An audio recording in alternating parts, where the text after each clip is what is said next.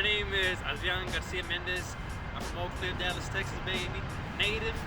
I'm here in San Diego, particularly more in Barrio Logan here in Chicano Park. I seen videos, I seen the PBS documentary, I seen other people talk about this area, so it's a blessing to be here. I knew film was always there, but it was just camera, you know. I remember like 5th grade, last day of school, I bought me like one of the disposable cameras, you know, from Walgreens. I think that was like my first time shooting. Like, I didn't even know what it was, you know. All I knew was like I buy it, then I go to Walgreens, return it, and then, you know, they make prints. And I remember like going through old photo albums, seeing negatives. I was like, oh, they're so cool. But like again, like it's one of those things where like I was born in '95, so I was like in the era where like film photography was still, you know, going. My dad had a VHS camera, you know, seeing those home videos. And you know, I was in the area where like it was starting to die off. I was there when I like those big super like those computers that took forever to load up. So I was in the era like in between, you know, like old school and the new school. I guess the first time I really got hooked when you first develop your own role.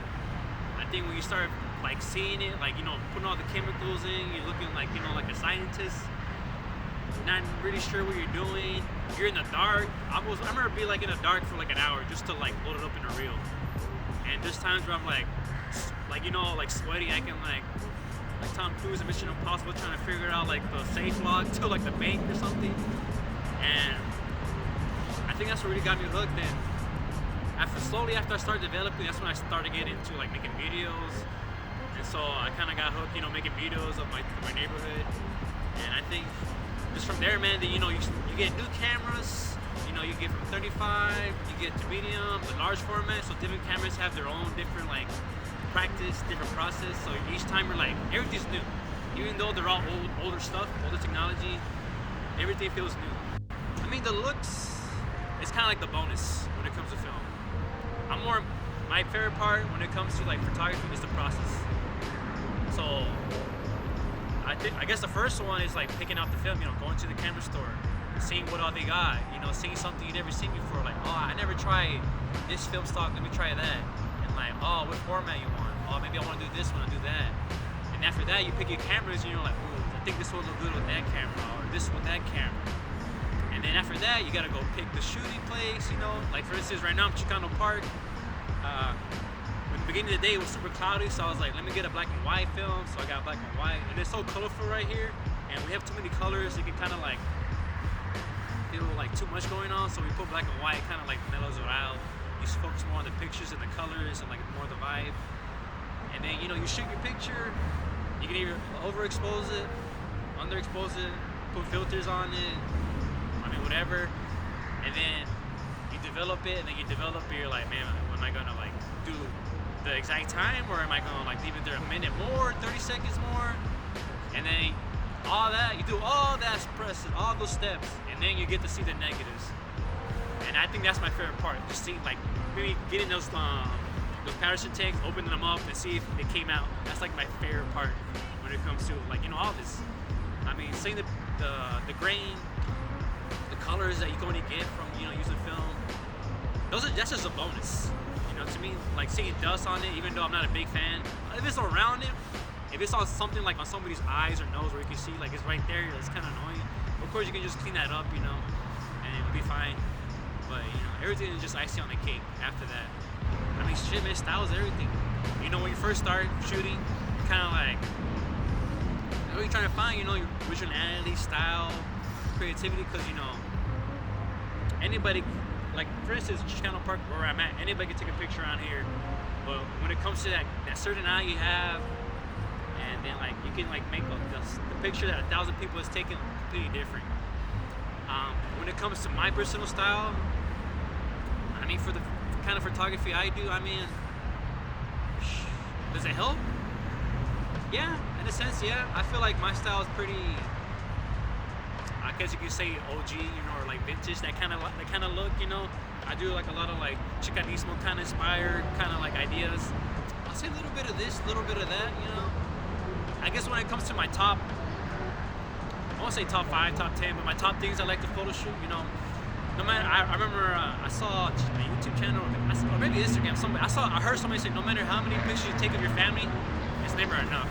You know, when it comes to 1 to 1,000 pictures, it's never enough of pictures of your family. So I'm always constantly taking pictures of my family. If I have an idea for like a certain like photo shoot, you know, they always help me out. They're like one of my first models, you know, when I first got into photography. So of course, family, my neighborhood, you know, kind of like Barrio Logan, Oak Cliff, where I'm from. People are already prideful where they're from, you know. So like, kind of like over here, how it's getting gentrified. Over here, exactly where I'm from, the same thing. So you know, seeing how it's changed from when I was like, you know, from a kid to all the way up to where I'm at now. It's like, damn, you know, I've been here my whole life. So now that I'm taking a picture of it, you know, I'm kind of like documenting it. I mean, right now, both are cool, you know. At the same time, you know, right now he's shooting with a digital camera, you know. Right now I'm gonna shoot with this old school film camera, you know. All my videos are recorded, you know, on the phone. So I'm in the era where like you can either choose the old school or the new school, and that's always gonna be a thing, you know. Even back then, you know, people were like, I don't like using those new fancy cameras. I like using these old large format cameras, you know. So even back in the day, you know, people choose their preference. I mean, just like I said, preference, man. I'm just gonna stick with these film cameras, you know. I just like them more, I understand them more. I'm so deep into it to the point where like I kind of know what I'm getting, or sometimes I kind of want to live on the edge, like try something I never tried before and be like, let's see what I get, you know. So like, I think both go hand in hand, you know, digital and film, you know. I mean, I upload my videos on YouTube, you know, YouTube, Instagram. Those are both like digital platforms, you know. Those are not like, it's not a gallery, it's not like the museum or whatever like that. So two go in hand. I mean, of course, you know, I'm gonna choose film. That's why we're doing this channel, doing this video. You know, I'm pretty sure you can, you know, I'm pretty sure for all the pictures I took, you can definitely like edit the heck out of it to make it look exactly like it looked. That's what makes, I feel like film photography is more spontaneous, more fun, because you never know. Like, I can put it here, and it can be like the most dustiest part of the room, and I see all of this dust on the film. I mean, is people really gonna like download dust from the internet, each dust little particle, and put them in the camera randomly, or like put them in like, you know, there's so many things like, you know, that you can edit. You can spend hours and hours trying to like get that same look that, you know, that I get from my cameras, from using these kind of cameras, you know. But at the same time, you can't. There's so many things, so many little different aspects. Like, you can't get that one little thing in there. Like, of course, there's grain you can add, but like that grain doesn't look the same when it comes to these cameras, you know. Then you got these lenses that just look way different compared to like other cameras. I mean, you can buy filters that make it look real soft. I mean, you can, but it's gonna be a lot more work, man. Why go through all that work when you can just shoot things, you know? I feel like it just makes it easier, man. It makes it more fun. I mean, spontaneous. Overall, just like, you know, less time, of course, you know, it's more devotion, more money, depending how much you shoot or what you shoot. That's what makes more each picture, you know, like, man, money was an issue. Just have my own studio. I feel like I have more ideas that I have pretty much a lot of ideas that I've written down, like, man, this would be cool, you know, like, and, you know, just go from there and just have different ideas I have in my head, have written down. And then, if no money was an issue, you know, work with different, like, models, different, like, actresses, you know. I want to work, like, you know, like, high-end actors, models, stuff like that. Back to like that question you're saying, like what kind of got you hooked. I remember one day, me and my girlfriend Lily, we went to we were at Fort Worth. That's when I barely like shot my first black and white film, and dude, I was hooked.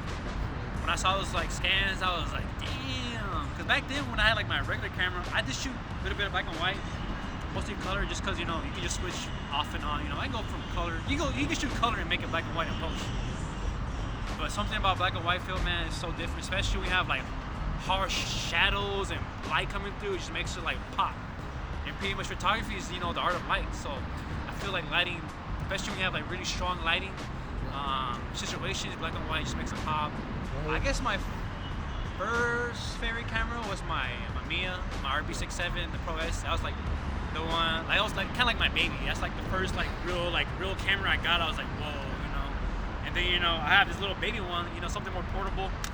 This one's a little cute baby, you know, little puppy. But that one, that's the one I use for like my photo shoots. The one I use for like, if I want something that looks crispy clear. I mean, a 6x7 negative, man, those negatives, man, those scans look perfect, look awesome. When it comes to like 35mm, I'll say my Canon A1 was kind of like my very like, my first like 35 mil, I was like, man, this is a nice camera. It does like all this stuff. But everybody should give it a try, man. At least once, just give it a try, see if you like it. Just take it on a trip, take pictures of your friends, go out, and just see how you feel about it. And then after that, let me know what's up. Future for film photography. That's kind of weird to ask on something that's so old, So to ask something like that's been here for years, that's kind of like an old art, old, technology. The future of it, I mean, it's never gonna die, of course. It's one of those things, like people, just like people that are really dedicated to this art, pretty much. And there's always gonna be people shooting film, There's gonna be people trying to do new things with it. I mean, even now, there's people doing new film stocks, but mostly, for the most part, most of them are temporary. Usually the ones that you see all the time at a store, those are the ones that are usually gonna stick. But man, who knows, man? Hopefully by then, cameras are cheaper, man, because right now they're like skyrocketed. I mean, I bought this camera with another lens for like $700. I mean, back then it probably cost maybe like $3 or $4. So of course, inflammation's going up. These cameras are not getting cheaper. Even in the future, if people don't care about them, nobody's gonna know how to repair them too. So hopefully there's people that, I'm pretty sure there is, but it's one of those things where like, how strongly people care about it. Like same thing with like lowriders. Like they're old cars. There's new cars being made every year. Same thing with cameras. There's new cameras being made every year. But it takes a certain person to like love, the old school, and take care of it and preserve it, and celebrate it, So, I feel like the future, depends on the community. And right now, from what I'm seeing, the community is looking pretty good. So I'm pretty sure the future for film is gonna look hopefully way better than it is now. Hopefully more stronger, more united. Man, who knows, man? Maybe a new camera. I'm just making new cameras, but nothing too nothing too groundbreaking. So who knows, man? Maybe in the future there's like a whole new groundbreaking camera, or maybe digital crashes and we go to a dark age, and maybe that's all we have left. So I'm already a step ahead. So hopefully we'll see what happens in the future, man. I'm Adrian Garcia Mendes, aka Hermanos Photography, aka Big Tex-Mex, aka Carlitos, aka PBJ. Of course, nobody calls me by those names, and I shoot film.